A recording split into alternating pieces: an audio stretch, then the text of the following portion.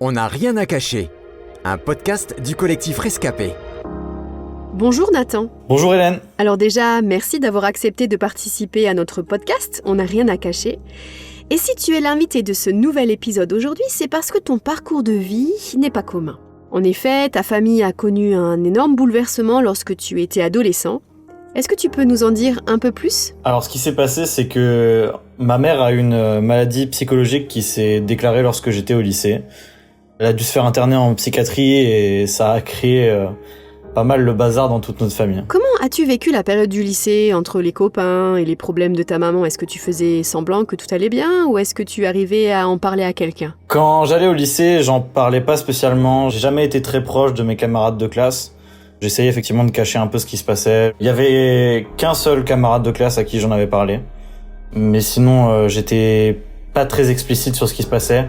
Hormis avec la psychologue que je voyais et elle, je savais que elle était là pour m'aider et qu'elle, en fait, elle me donnait des solutions dans tout ce qui se passait dans ma tête et donc du coup, elle, je lui racontais tout pour le coup, ouais. Compte tenu de l'état psychologique de ta maman, est-ce qu'on peut dire que tu as dû faire prématurément le deuil de votre relation ? La première fois où elle s'est fait interner en psychiatrie, on pensait que les choses allaient s'améliorer et que les traitements allaient l'aider à revenir à la maison et tout ça. Et au début, c'est ce qui s'est passé. Jusqu'à ce que, un an après, elle décide d'arrêter d'elle-même les traitements. Et là, c'est reparti en vrille. Et après, ça a été long au début d'accepter que c'était plus la même personne. Il y a eu toute la mesure de divorce qui a duré 1 an. C'est seulement quand j'ai dû couper les ponts avec elle que là, j'ai commencé à faire le deuil de qui elle était. Et ça a duré un moment. Et seulement quand j'avais fait ce deuil-là, j'ai pu accepter de la revoir et de reconstruire une relation avec elle. Alors à cause de toute cette histoire, tes parents ont divorcé. Comment est-ce que tu as vécu cela ? Le divorce de mes parents, ça a surtout ébranlé des choses dans ce que je croyais, dans ma foi et tout ça. Ça a été dur à vivre. Ça a été beaucoup de questions aussi plus tard de me dire, mais du coup, est-ce que moi, je serais capable d'avoir un mariage réussi, entre guillemets ? Je me suis pas spécialement senti coupable.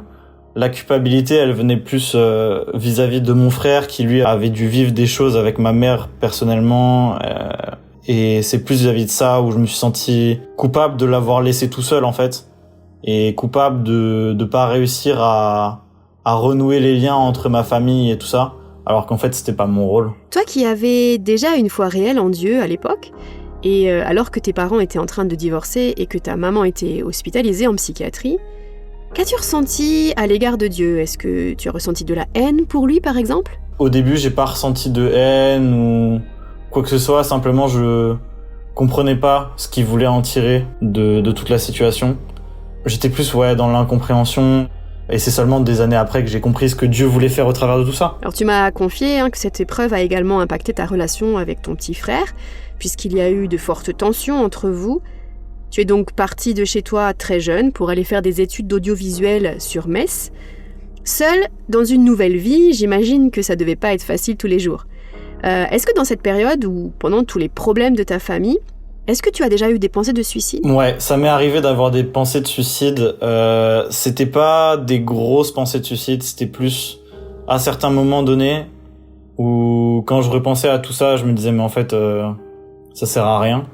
C'était assez ponctuel, c'était pas des grosses pensées, mais ouais, ça m'est arrivé d'avoir ce genre de pensées. Dans ces moments de solitude, comment as-tu géré ton besoin affectif ? J'ai très mal géré ce besoin affectif.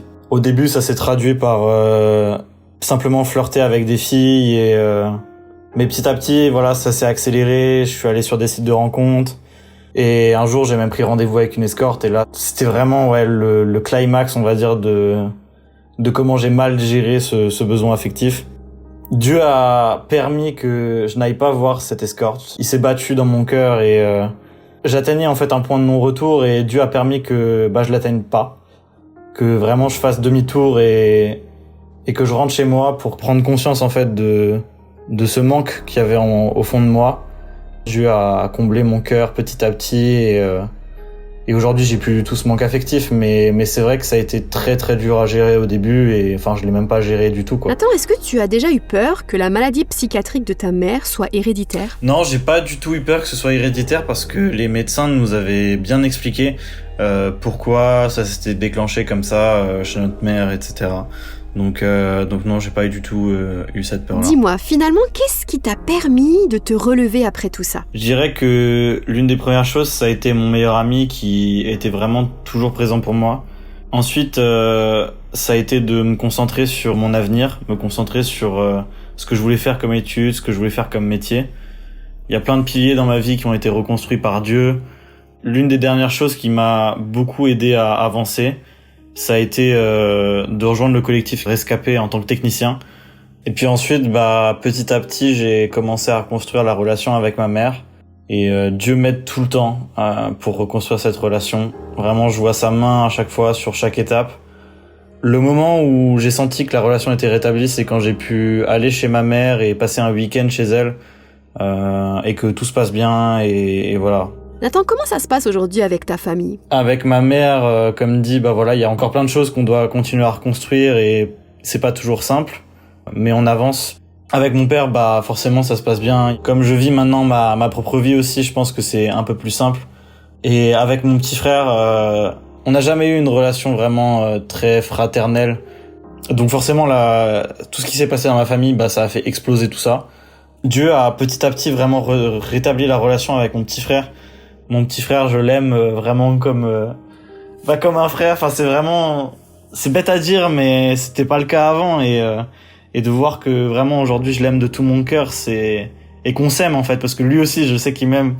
Et c'est vraiment super beau à voir simplement comment Dieu a fait les choses, quoi. Pour finir, quel conseil aimerais-tu laisser ou tout simplement qu'aimerais-tu dire à celles et ceux qui se sentent seuls aujourd'hui ?